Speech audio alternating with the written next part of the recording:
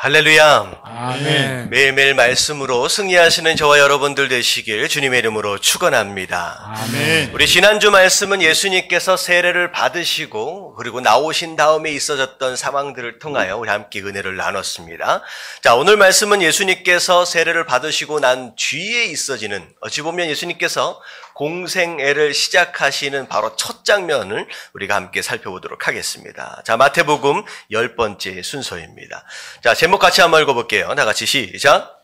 기준이 바로 세워지면 시험은 끝난다. 자, 예수님께서 광야에서 시험을 받으시는 장면인데, 자, 이 장면을 통하여서 우리가 함께 나눌 내용이 무엇이냐, 왜 우리에게 시험을 주시느냐라고 하는, 그리고 어떻게 하면 이 시험이 끝나느냐라고 하는 거예요. 자, 제목만 보면, 자, 뭐가 세워지면? 기준이 바로 세워지면요, 시험은 끝나는 거예요. 시험은 끝나는 거예요. 자, 말씀의 내용은 이렇습니다. 예수님께서 세례 요한에게 세례를 받으시고 난 뒤에 예수님께서 광야로 나가셨어요. 자, 나가셔서 40일 동안 금식하시는 가운데 기도하셨습니다. 자, 40일 동안의 금식 기도가 끝난 다음에, 자, 누가 나타났느냐? 시험하는 자 사단이 나타났어요. 그리고 사단이 예수님을 시험하는데, 자, 세 가지 종류로 이제 시험에 옵니다. 첫 번째 시험이 무엇이냐? 배고프지라는 거예요. 40일 동안 아무것도 먹지 못했어요. 그래서 배고프지. 그러면서, 자, 광야에 먹을 게 있어요, 없어요? 없잖아요. 예수님께서 도시락을 싸가지고 나오신 것도 아니고, 이제 결국은 먹을 수 있는 게 없는 상황 가운데, 자, 돌을 주면서, 자, 이 돌로 뭘 만들어 먹어라? 떡을 만들어 먹어라. 라고 이제 시험을 합니다. 자, 두 번째 시험은 무엇이었느냐? 자, 첫 번째 시험에도 예수님께서 넘어지지 않으시니까 예수님을 성전 꼭대기로 데리고 올라갑니다. 그러면서 예수님께 뭐라고 말을 하냐? 어떻게 하라고요? 뛰어내려라. 네가 하나님의 아들이니까 당연히 하나님께서 뭘 보내주세요? 예, 천사들을 보내서 너를 보호해 주시지 않겠느냐. 결국은 이런 거죠. 만약에 네가 저 높은 곳에서 떨어졌는데 천사가 받쳐주는 그런 일들, 그런 기적이 사람들 앞에, 성전이라는 것은 주변에 사람이 많은 장소잖아요. 그걸 만약에 보게 된다라고 한다면 사람들이 예수님을 뭐 어떻게 보겠어요? 와, 진짜 하나님의 사람, 하나님의 아들이 맞구나라고 여겨질 거라는 거죠. 해봐라 라고 했을 때 예수님이 거기에서도 넘어지지 않으세요. 자, 세 번째. 자, 그러고 나니까 어디로 데리고 올라가느냐? 높은 산으로 데리고 올라갑니다.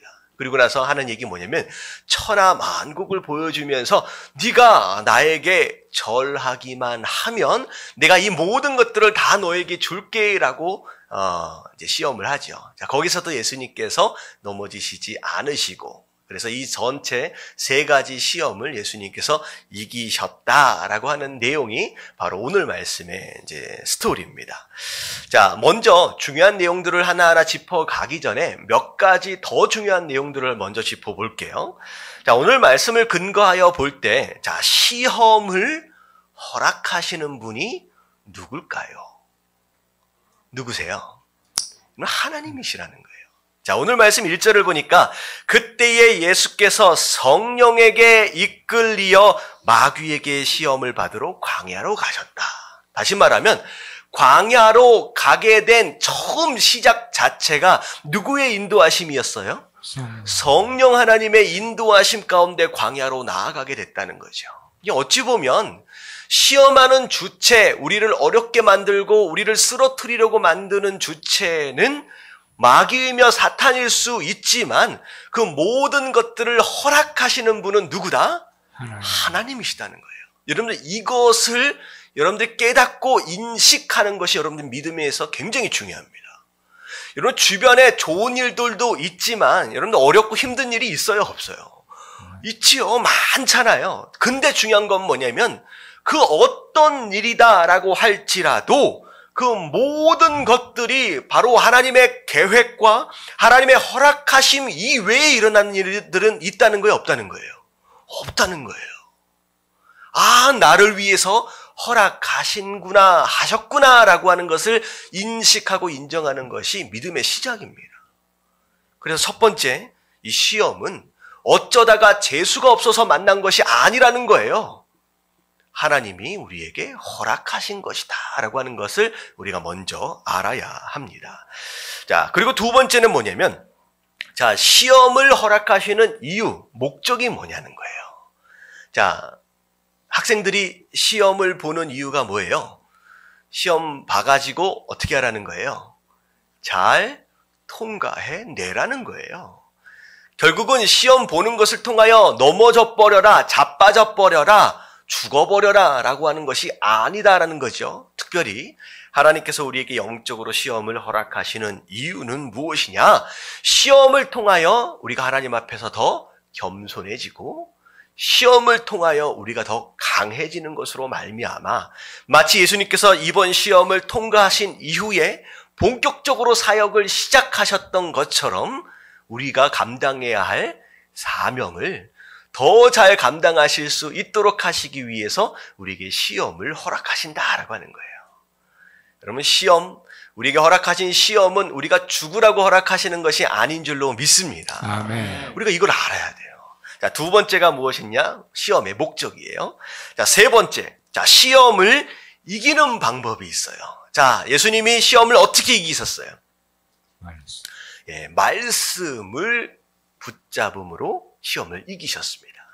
자, 오늘 말씀을 보면 4절과 7절과 10절 어찌 보면 사단이 시험에 오는 순간순간마다 예수님 뭐라고 말씀하셨느냐? 기록되었을 때. 하나님이 뭐라고 말씀하셨는지를 아느냐? 다시 말하면 예수님께서 사단을 물리치기 위해서 무엇인가를 설득하려 했었던 것이 아니라 무엇을 가지고 나왔느냐? 하나님의 말씀을 가지고 나왔어요. 결국 예수님이 시험에 이길 수 있는 비결이 무엇이었느냐? 말씀이었고 결국 말씀이 우리를 시험에서 이기도록 하는 가장 강력한 능력이다라고 하는 거예요. 여러분, 어렵고 힘든 일을 만날 때 자, 무엇을 붙들어라? 말씀을 붙들어라는 거죠. 그래서 시험을 이기는 가장 좋은 방법, 어찌 보면 말씀을 붙잡는 겁니다. 자, 그리고 나서 오늘 말씀, 시험을 다 이기시고 난 뒤에 무슨 일이 있었습니까? 11절 같이 한번 읽어볼게요. 시작. 이에 마귀는 예수를 떠나고 천사들이 나와서 수종드니라. 예, 시험을 통과하면요, 마귀는 어떻게 하는 거예요? 그냥 떠나가는 거예요. 물러가는 거예요. 마귀는 우리 곁에 머물러 있지 않습니다. 끊임없이 우리를 괴롭히러 가는 게 아니라 그 시험만 통과하면요, 그냥 마귀는 떠나는 거예요. 그리고 무슨 일이 벌어져요?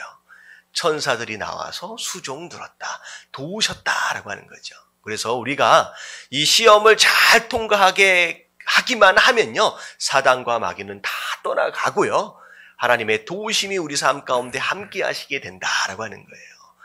여러분들, 가장 간단한 얘기를 함께 나눴지만, 이런 간단한 얘기지만 이 기준을 가지고 여러분들 시험을 이기시는 저와 여러분들 되시길 주님의 이름으로 축원합니다. 아멘. 자, 오늘 말씀의 가장 중요한 내용은 바로 여기서부터 시작이 돼요. 예수님께서 시험을 무엇으로 이기셨다고요? 말씀으로 이기셨습니다. 근데 중요한 건 뭐냐면 말씀을 어떻게 붙들었느냐라고 하는 게 가장 중요해요. 다시 말씀드리면 붙드신 말씀에 방향이 있습니다. 방향이 있어요. 아무 상황에서 아무데나 아무 말씀을 대입한다라고 해서 그 말씀이 능력되어지느냐? 그렇지 않다라는 거예요. 자, 우스갯소리를 한번 잠깐 할게요. 누가 무슨 얘기를 아시는 얘기일 거예요. 어떤 신부님이 차를 얻어 타게 됐대요. 이제 뒷자리를 딱 앉게 됐는데, 뒷자리는 보통 2사람 내지 3사람이 앉잖아요. 이제 어쩌다가 앉게 됐는데, 이제 왼쪽에는 나이가 좀 지긋한 수녀님이 앉게 되시고, 오른쪽에는 젊은 처자가 앉게 된 거예요. 근데 차를 운전하다 가다가 우회전을 딱 하면 사람이 어떻게 쏠립니까? 이렇게. 오른쪽으로 계속 쏠리잖아요. 이제 회전을 할 때마다 기울어집니다. 근데 좌회전을 딱 하니까 신부님이 몸이 어떻게 쏠렸느냐? 나이가 드신 이제 수녀님 쪽으로 쏠린 거예요. 탁 쏠리는 순간 내 몸이 누구한테 닿았어요? 수녀님한테 단 거예요. 그럴 때 이 신부님은 뭐라고 얘기했느냐? 주여 시험에 들지 않게 하여 주시옵소서라고 얘기했다는 거예요. 이게 딱 쏠리니까, 딱 몸이 부딪히니까. 근데 갑자기 또 우회전을 딱 하는 순간 내 몸이 어디로 쏠렸어요? 젊은 처자 쪽으로 탁 쏠린 거예요. 자, 그럴 때는 말씀의 적용이 달라지는 거예요. 주님 뜻대로 하옵소서. 네, 무슨 얘기인지 아시죠? 내 입맛에 맞게 내가 편하게 해석을 해서 아무 말씀이나 대입한다라고 하는 거예요. 여러분들 이런 성도들이 많이 있습니다. 분명히 하나님께서 징계로 허락하시는 것, 징계로 허락하시는 상황 가운데 말씀을 어떻게 대입해요? 하나님이 나를 지키실 것이다. 아니라는 거예요. 우리가 상황과 방향을 정확하게 알고 바른 말씀을 적용할 수 있어야 그 말씀이 능력되는 거지, 내 입맛을 따라 아무 말씀이나 적용해서는 안 된다는 거죠. 예를 들어 오늘 같은 말씀, 떡 시험 있잖아요. 돌로 떡을 만들어라 라고 했을 때 예수님께서 말씀을 어떻게 대입하셨느냐? 만약에 믿는 자에게는 능치 못할 일이 없으리라 하면서 떡을 딱 만드셨다. 돼요? 안 돼요? 이게 아니라는 거예요. 꼭대기에 딱 올라가서 뛰어내리라 라고 하니까 예수님 뭐라고 말씀하시냐? 나를 눈동자같이 지키시며 주의 날개 그늘 아래서 나를 감추실 것이다. 말씀 대입하면 돼요? 안 돼요? 아무렇게나 대입해서는 안 된다는 거예요. 여러분 오늘 말씀은 굉장히 중요합니다. 우리가 인생을 살아갈 때 말씀이 모든 것의 기준이 되라고 말씀하셨는데, 말씀을 적용하는 기준 자체가 바르지 않으면 엉뚱한 해석과 엉뚱한 길을 갈 수밖에 없다라고 하는 거예요. 자, 오늘 우리가 반드시 똑바로 세워가야 할 바른 기준 3가지를 말씀드리도록 하겠습니다. 자, 예수님께서 시험을 받으시는 상황을, 자, 3가지 시험을 받으시는 상황을 3분류로 좀 나눠 볼게요. 그래서 시험의 종류를, 자, 여러 가지로 생각할 수 있지만 3가지. 첫 번째는 육체적인 시험, 2번째는 정신적인 시험, 3번째는 영적인 시험으로 분리를 좀 해서 생각해 볼 수 있습니다. 자, 그래서 자, 떡 시험 같은 경우 돌로 떡을 만들어라 라고 하는 것은 육체적인 시험에 해당된다라고 좀 생각해 보고요. 자, 성전 꼭대기에서 뛰어내려라 라고 하는 것을 정신적인 시험. 자, 3번째, 천하 만국을 주겠다, 나에게 절해라 라고 하는 것을 영적인 시험이라고 좀 분류를 좀 해볼게요. 자, 이런 분류가 성경 안에는 2군데에 좀 나와 있습니다. 요한 1서 2장 16절에 보면, 자, 이는 세상에 있는 모든 것이, 다 같이 시작. 육신의 정욕과 안목의 정욕과 이생의 자랑이니. 육신의 정욕, 뭐에 대한 시험이에요? 자, 육체적인 시험. 자, 안목의 정욕을 정신적인 거고, 이생의 자랑을 영적으로 좀 분류를 해보자는 거죠. 자, 이 말씀이 사실은 창세기 3장 6절에 하와가 한 얘기도 또 적용해 볼 수 있습니다. 같이 한번 읽어볼게요. 시작. 여자가 그 나무를 본즉 먹음직도 하고 보암직도 하고 지혜롭게 할 만큼 탐스럽기도 한 나무인지라. 자, 하와가 선악과를 보고 나서 마음에 든 것이 뭐냐? 먹음직도 하고 보암직도 하고 지혜롭게 할 만큼 하다라고 3가지로 분리를 했잖아요. 자, 그래서 자, 여러 가지 다른 종류로 분리를 할 수 있지만 일단은 육체적인 것과 정신적인 것과 영적으로 시험에 오는 사단의 시험을 우리가 3가지로 좀 분리를 해보자는 거죠. 자, 그래서 첫 번째 육체적인 시험서부터 살펴보겠습니다. 자, 육체적인 시험은 이제 소위 말하는 식욕, 성욕, 수면욕, 무슨 배설욕, 뭐 이런 종류의 욕구인데 생리적인 욕구에 해당되는 겁니다. 자, 생리적인 욕구는 참 참기 쉽지 않습니다. 그런 가운데 어찌 보면 이 욕구는 생존과 굉장히 밀접한 관계를 가지고 있죠. 자, 오늘 3절서부터 보면, 자, 배고픈 예수님을 향하여 40일 동안 금식하셨잖아요. 자, 이 돌들로 떡을 만들어라 라고 예수님을 시험했습니다. 배고픔의 시험이에요. 배고픔의 시험. 자, 이 배고픔의 시험을 우리가 이길 수 있으려면 첫 번째 바른 기준이 무엇이냐? 다 같이 읽어보겠습니다. 첫 번째 바른 기준, 그 다음 넘어가세요. 자, 다 같이 시작.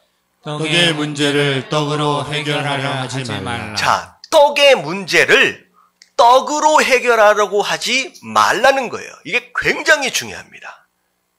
육체적인 문제를 육적으로 해결하려고 하면 거기에 답이 있어요, 없어요? 없어요. 이게 바로 유혹이라는 거예요.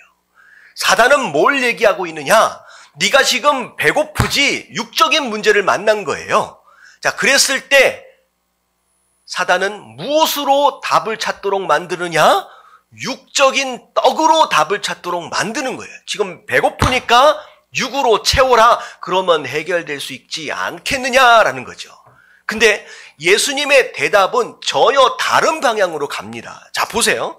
예수님 뭐라고 말씀하시냐? 사람이 떡으로만 살 것이 아니다. 이 얘기는 뭐냐면 지금 내가 배고파서 육적인 문제를 만났지만 내 이 육적인 문제를 해결하는 것은 육적인 떡에서 찾을 수 있는 것이 아니다라고 말씀하시는 거예요.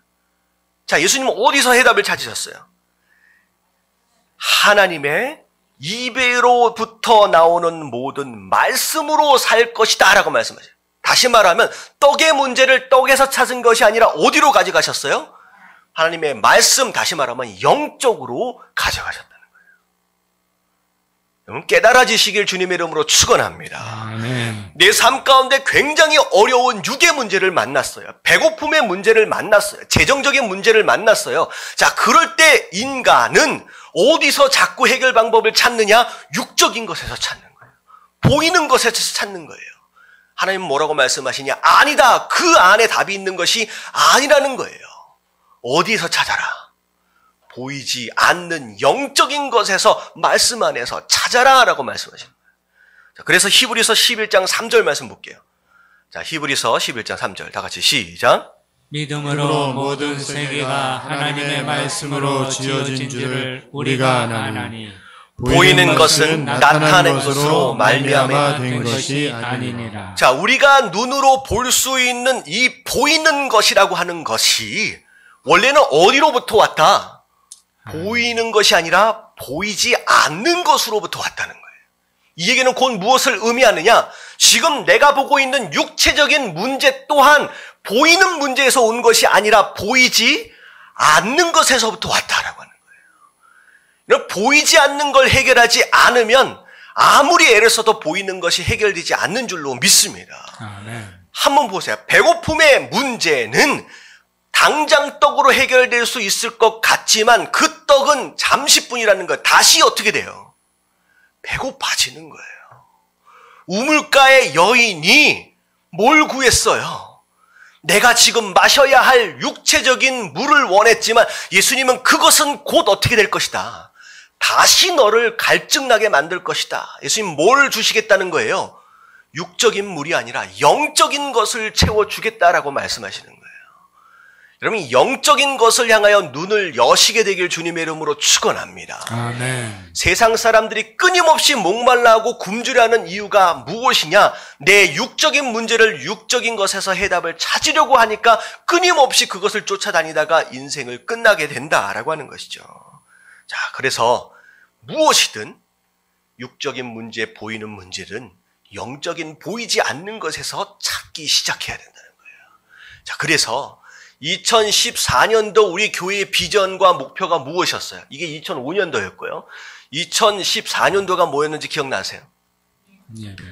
예배가 모든 것의 길이 되게 하라라고 했어요. 자, 예배는 하나님과의 만남입니다. 왜 그걸 강조했느냐? 여러분, 우리 인생의 모든 문제는 어디에서 시작되었느냐? 창세기로 돌아가서 보자면, 자, 하나님과의 관계가 온전했을 때는 에덴 동산이었어요. 가장 행복했을 때예요. 아무런 문제가 없었어요. 자, 근데 하나님과의 관계가 딱 깨어져 버리는 순간 무슨 문제가 생기기 시작했느냐? 아담과 하와 사이에 문제가 생겼어요. 그 전까지만 해도 내 살 중에 살, 내 뼈 중에 뼈.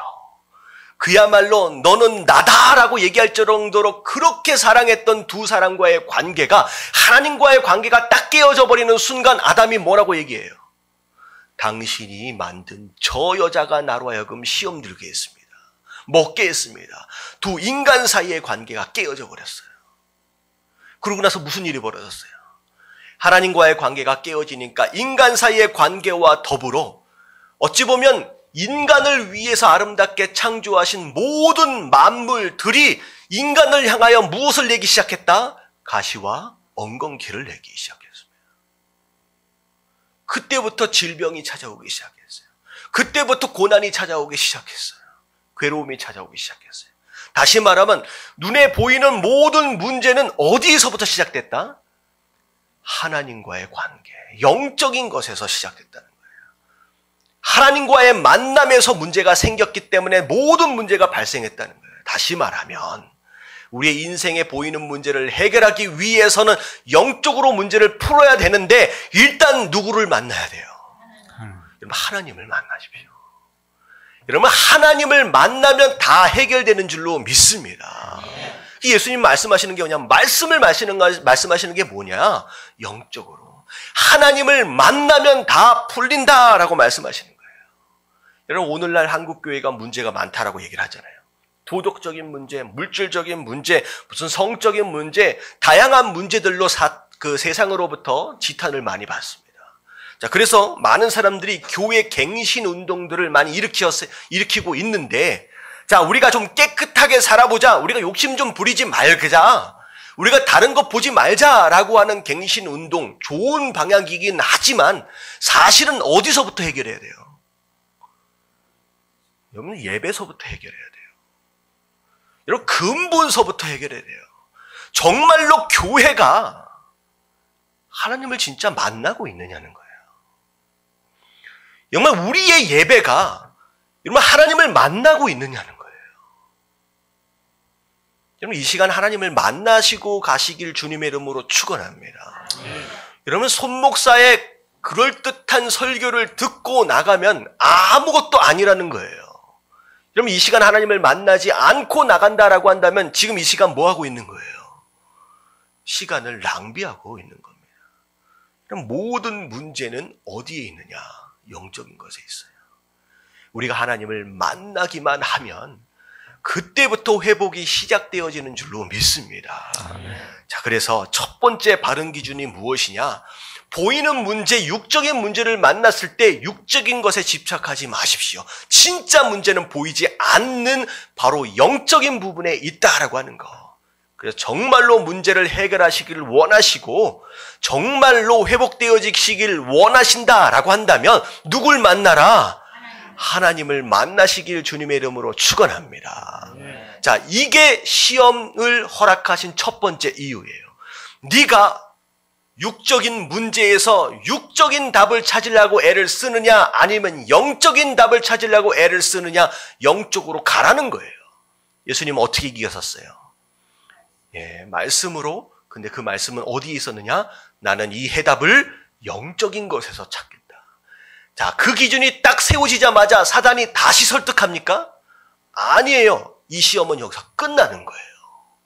여러분, 시험이 계속 지연되어지고 연장되어지고 계속 괴롭히고 있다라고 한다면 우리가 아직 뭐를 세우지 못했기 때문에, 영적인 기준을 세우지 못했기 때문에 그 시험이 끝나지가 않는 거예요. 여러분, 이 기준만 세워지면 여러분 시험은 끝나는 줄로 믿습니다. 예, 그래서 첫 번째, 육적인 모든 시험은 영적으로 멋있게 통과하는 거예요. 여러분, 그런 성도들 되어지시길 주님의 이름으로 축원합니다. 자, 두 번째, 자, 다 같이 무슨 시험? 시작. 정신적인 시험. 자, 정신적인 시험인데 사실은 이건 뭐에 대한 문제냐? 자존심에 대한 문제입니다. 자, 오늘 말씀을 5절 부분을 보면 사실 두 번째 나오는 말씀인데요. 자, 사단이 뭐라고 얘기를 하느냐? 6절에 보면 이르되 내가 만일 누구라면 하나님의 아들이라고 한다면 뛰어내려라는 거예요. 이 얘기는 뭐냐면 네가 하나님의 아들인지 아닌지를 어떻게 하라? 스스로 증명하라는 거예요. 사실 첫 번째 시험도 마찬가지였어요. 네가 하나님의 아들이라면 네 꼬락서니가 뭐냐라는 거예요.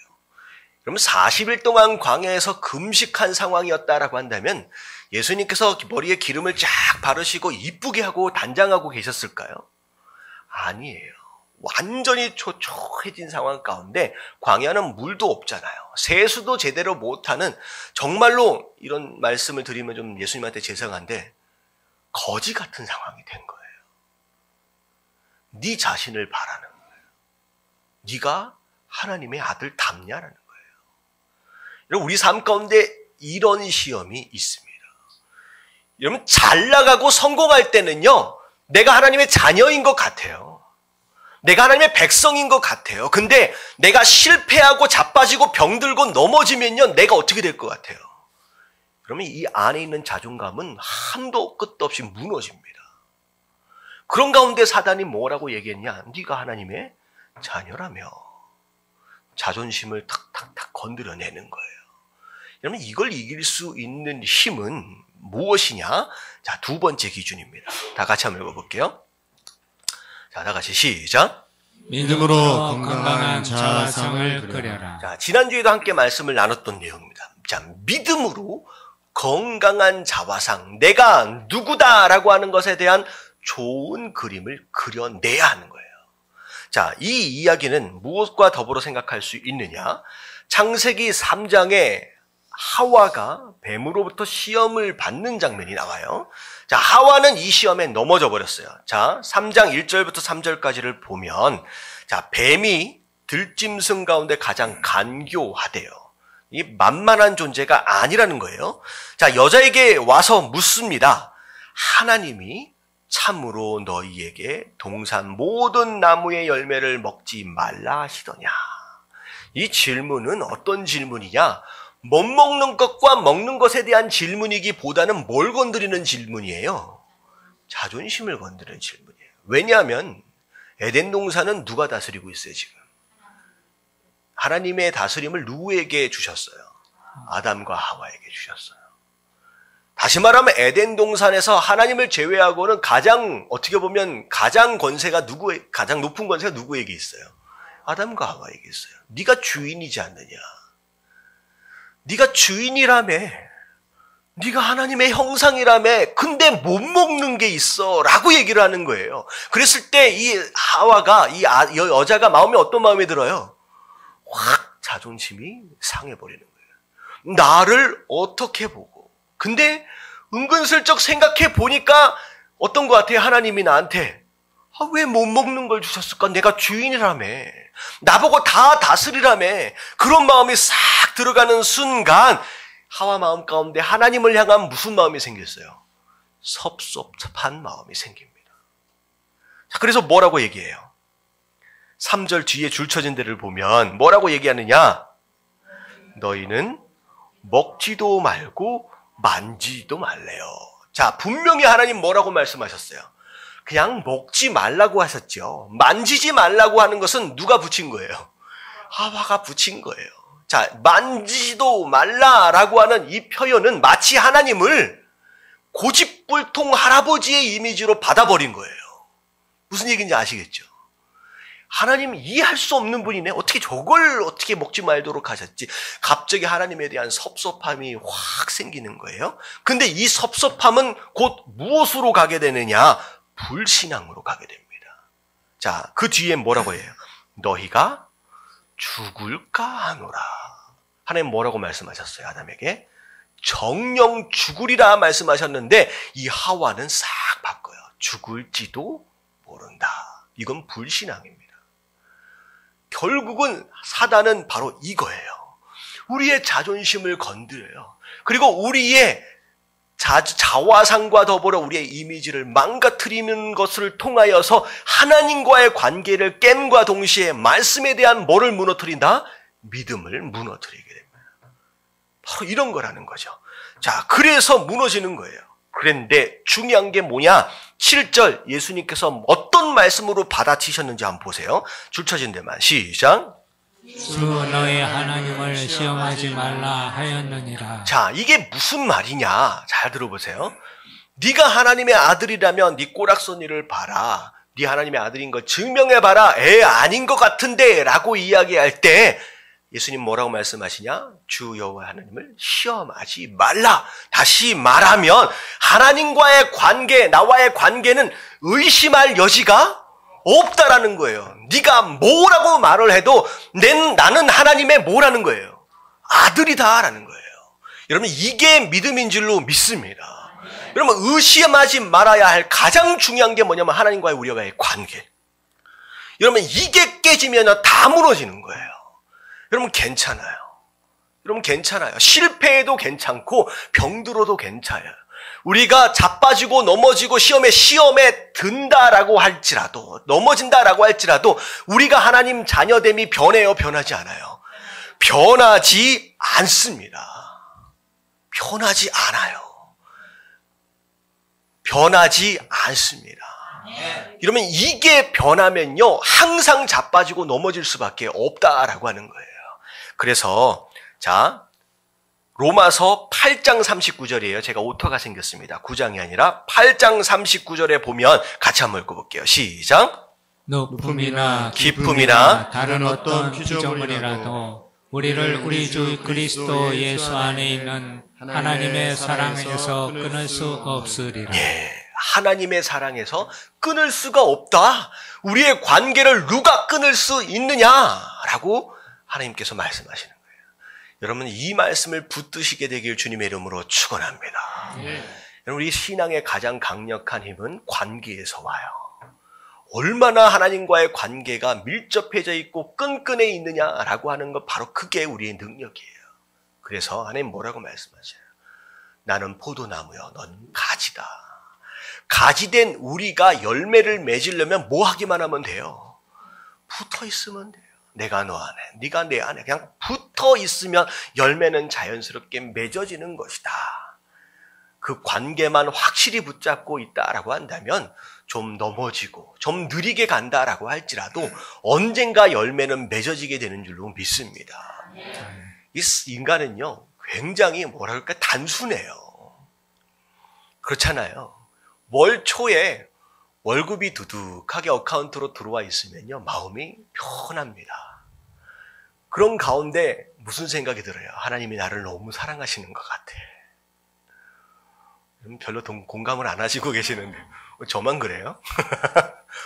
월급이 들어와 있고 어카운트가 듬직하면요, 하나님 나를 너무 사랑하시는 것 같아. 근데 월말이 되어져 가면서 돈이 떨어져 갑니다. 그러면 마음에 조바심이 생겨요. 그러면서 하나님이 나랑 함께 계시지 않는 듯한 느낌이 들어요.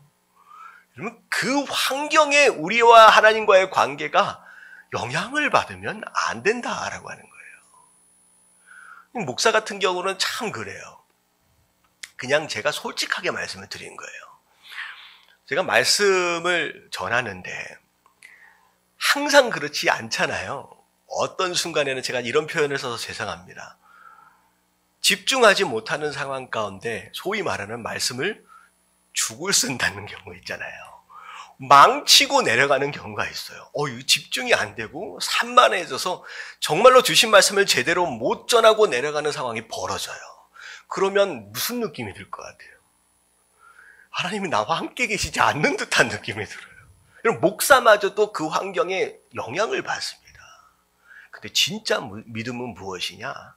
그 어떤 환경도 그분과 우리 사이를 끊을 수 없어요. 여러분, 그 믿음으로 담대하게 살아가시길 주님의 이름으로 축원합니다. 아멘. 네, 제 딸아이가 저기 뒤에 있고 제 아들내미가 뒤에 있어요. 쟤네가 학교에서 공부를 잘한다고 해서 아들이고 딸이고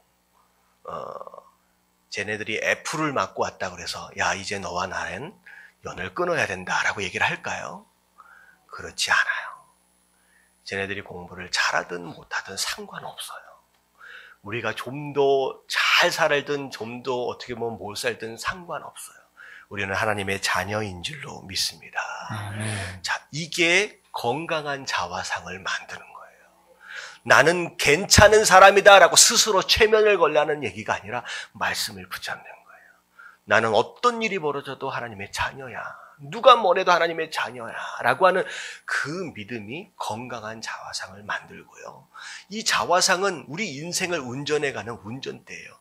우리 인생을 아름답게 운전해가게 만드는 줄로 믿습니다. 아멘. 그래서 세상 다른 어떤 소리에 귀 기울이지 말고 말씀이 나를 향하여 내가 누구라고 말하고 있느냐라고 하는 것에 귀를 기울이시고 믿음으로 승리하시는 저와 여러분들 되시길 주님의 이름으로 축원합니다. 자, 세 번째, 자, 영적인 시험 다 같이 시작. 영적인 시험. 자, 영적인 시험은 우선순위에 대한 내용임과 동시에 우상에 대한 내용이에요. 하나님보다 무엇을 더 사랑하느냐? 하나님보다 무엇을 더 의지하느냐? 하나님보다 더 의지하는 것. 다음 뭐예요? 중요하게 생각하느냐. 자, 세 번째, 이것도 저것도 해봐도 안 되니까 마지막 영적인 시험으로 끌고 갑니다. 산으로 올라가서 천하 만국을 보여주는 거예요. 자, 절해라. 내게 경배하면 내 이 모든 것을 너에게 줄 것이다 라고 말씀하시는, 유혹하는 거예요. 자, 이럴 때 우리가 이길 수 있는 세 번째 바른 기준은 다 같이 읽겠습니다. 시작. 뒤집어진 우선순위를 되돌려 놓아라. 자, 뒤집어진 우선순위를 되돌려 놔야 됩니다. 무엇이 중요하느냐라고 하는 것에 대한 우선순위가 사실은 사단으로 인하여 뒤집어져 있는 상태의 세상을 우리가 살고 있어요. 우리가 가장 먼저 해야 될 게 무엇이냐? 이 뒤집어진 우선순위를 제대로 돌려놓지 않으면요, 이 시험은 끝나지 않습니다. 계속되는 거예요. 하나님이 중요하냐, 세상이 중요하느냐라고 하는 것에 대한 시험이라는 것은요, 하나님이 우선순위에 있습니다. 하나님이 먼저입니다. God first라고 우리가 외치며 주장하며 결단하지 않으면 이 시험은 끝나지 않는다는 거예요. 자, 보세요. 하나님과 천하 만국 둘 중에 하나를 선택하래요. 여러분들 천하 만국을 내가 얻는다라고 한다면 얼마나 좋을까라고 하는 유혹이 있어지게 됩니다. 자, 근데 중요한 건 뭐냐면 간단하게 보자고요. 천하 만국, 비록 좋아 보일 수 있지만 아무리 오래 누려본들 우리가 뭐 하고 있을 때뿐이에요. 살아있을 때뿐이에요. 자, 강건하면 요즘엔 90, 100 오래 살잖아요. 아무리 오래 누려봤자 100년이라는 거예요. 중요한 건 뭐냐면 하나님께 속한 하나님에 대한 하나님의 나라는 우리가 얼마를 누릴 거예요라는 거예요? 영원을 누릴 거라는 거죠. 그러면 정말로 영원에 대한 것, 하나님의 나라에 대한 믿음이 있으면요, 우리가 이것에 대하여 갈등할 필요가 없습니다. 과감하게 뭘 선택할 수 있다? 하나님을 선택할 수 있어요. 근데 자꾸 세상 물질적인 것과 세상의 안락함과 화려함과 이런 것들을 선택하는 이유가 뭐냐면 뭐를 믿지 않기 때문에, 하나님 나라를 믿지 않기 때문에, 이 믿음에 대한 거예요. 자, 결국 7, 80년 길어서 100년 누릴 그것을 택할 것이냐, 아니면 영원한 하나님의 것을 택할 것이냐라고 하는 것에 대한 문제예요. 우리가 우선순위를 바로 세워야 합니다. 우리가 우선순위 가장 첫 번째 누워야 할 것이 무엇이냐, 이 세상이 아니라 하나님이 되어야 한다라고 하는 거죠. 하나님보다 그 어떤 것도 사랑해서는 안 됩니다. 하나님보다 더, 다시 말하면 옆에 앉아 계시는 남편이 되었든 아내가 되었든 내 자녀가 되었든 하나님보다 더 사랑하면 된다, 안 된다? 안 돼요. 이것에 대한 우선순위가 깨어지면 그 둘 사이의 관계도 깨어집니다. 하나님 분명히 말씀하셔요. 하나님보다 물론 돈도 중요할 수 있고 사업도 중요할 수 있지만 하나님보다 더 의지하거나 중요하게 생각하는 것이 있어서는 안 된다는 거죠. 그래서 다니엘서를 보면 어떤 말씀이 있느냐? 다 같이 한번 읽어볼게요. 시작. 지극히 높으신 이의 성도들이 나라를 얻으리니 그 누림이 영원하고 영원하리라. 예, 분명히 앞에서 천하 만국을 이야기했잖아요. 근데 성도는 어떤 나라가 있느냐? 지극히 높으신 이 하나님의 성도들이 뭘 얻겠다? 그들에게 주시는 나라가 있다는 거예요. 이 땅의 것이 아닌 우리가 차지할 나라가 있다는 거예요. 근데 그 나라는 어떠하다? 그 누림이 영원하고 영원하고 영원하대요. 얼마나 중요하면 영원이란 단어를 몇 번이나 썼어요. 한 번이면 되는데 3번을 쓰는 거야. 이 얘기는 중요해서 쓰기도 하지만 이 얘기는 강조하는 것인데 그냥 영원하다라고 얘기를 하면 들어요, 안 들어요? 혹시나 잘 안 들을까 봐서 영원하고 영원하고 영원하다라고 하나님께서 강조하고 계십니다. 들을 수 있는 사람은 들을 수 있게 되길 주님의 이름으로 축원합니다. 아멘. 잠깐 누리다 갈 이 세상 이 나라에 집착하지 마시고 영원히 누릴 그 나라에 우리가 그 나라를 바라볼 수 있어야 된다라는 거예요. 그래서 정말로 이 나라를 바라보는 사람은 어떤 삶을 사느냐? 자, 하박국 3장 17절.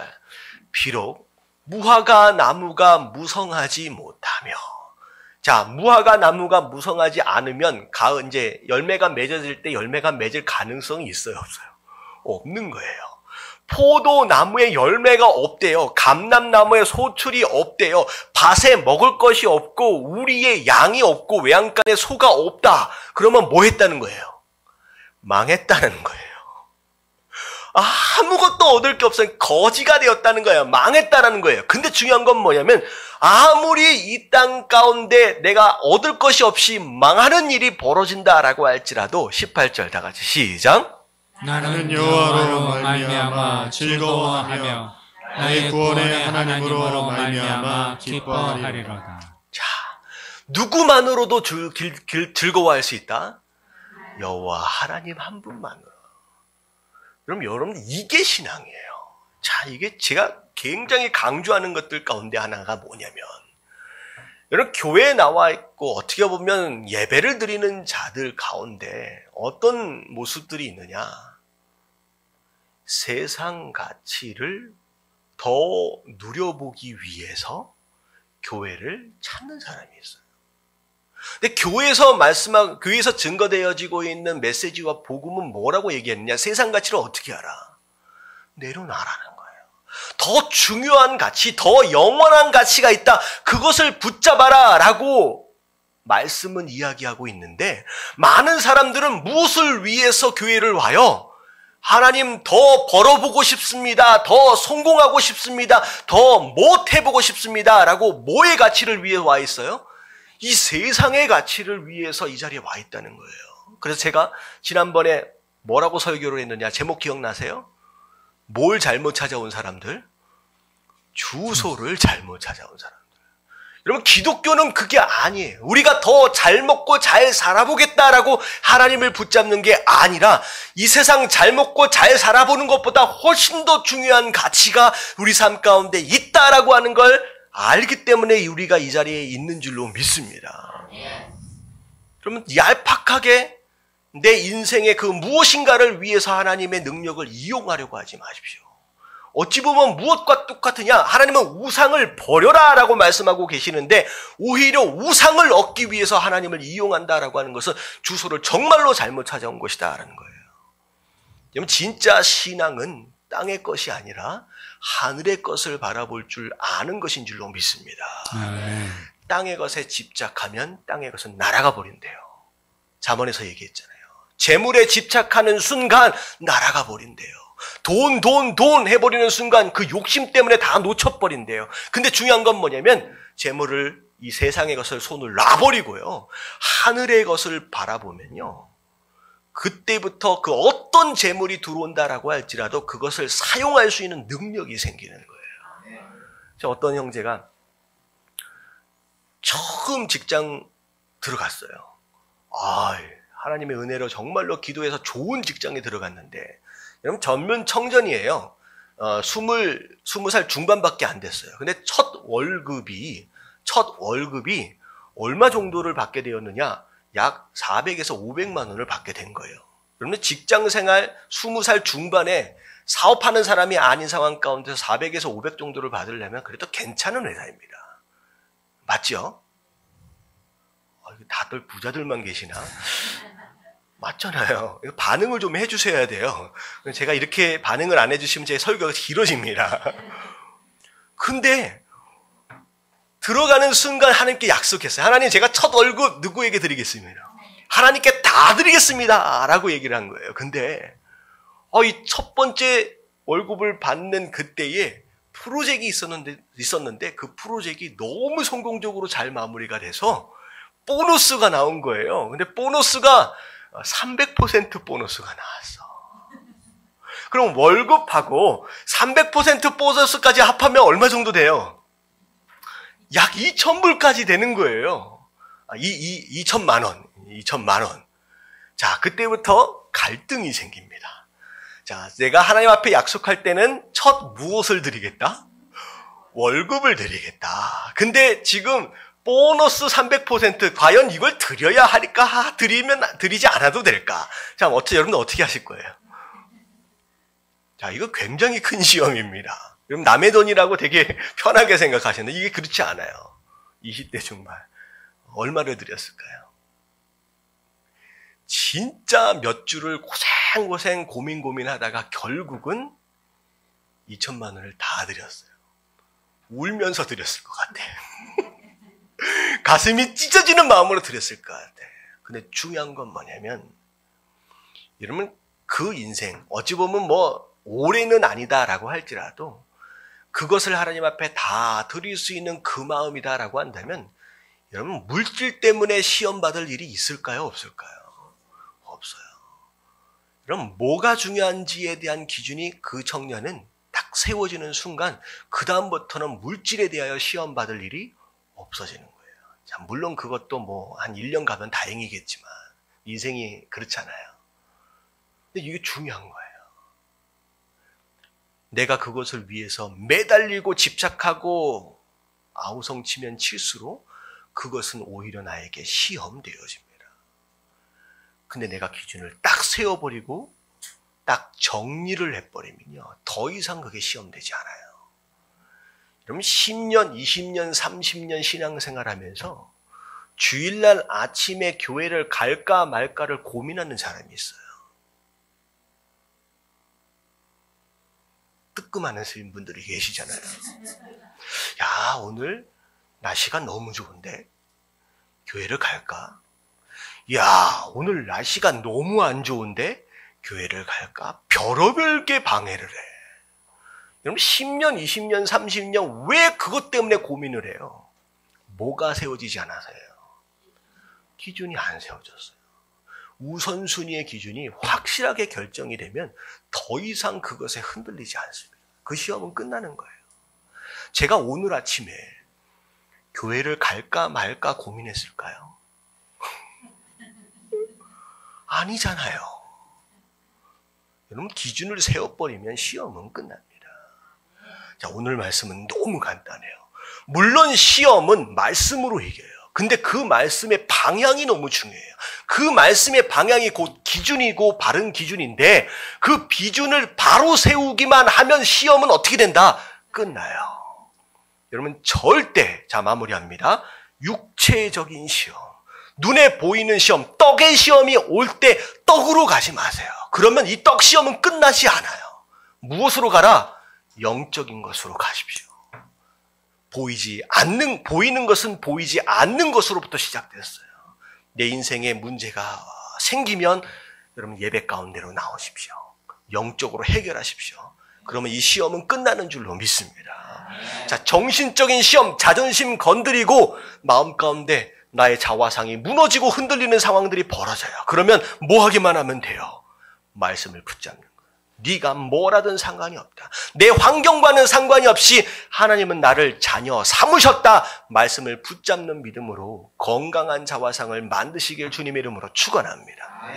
세 번째, 영적인 시험. 내가 우상을 붙들 것이냐, 세상을 붙들 것이냐, 아니면 하나님만 붙들 것이냐, 여러분 기준을 세우십시오. 이것에 대한 기준이 흔들리면 여러분 평생 20년, 30년, 40년 신앙생활에도 오늘 예배 갈까 말까 가지고서 그 고민 가지고 인생 낭비하는 거예요. 여러분, 이 성도는 예배 드리는 게 다가 아닌 줄로 믿습니다. 예배 드리고 나서 이제 뭐 해야 돼요? 말씀 받고 그 말씀의 능력으로 전도하고 선교하고 사명 감당해야 되는 줄로 믿습니다. 언제까지 간신히 예배 한번 드리는 것으로 끝내겠느냐라는 거예요. 여러분, 좀 더 성숙해지는 성장해 가는 저와 여러분들 되시길 주님의 이름으로 축원합니다.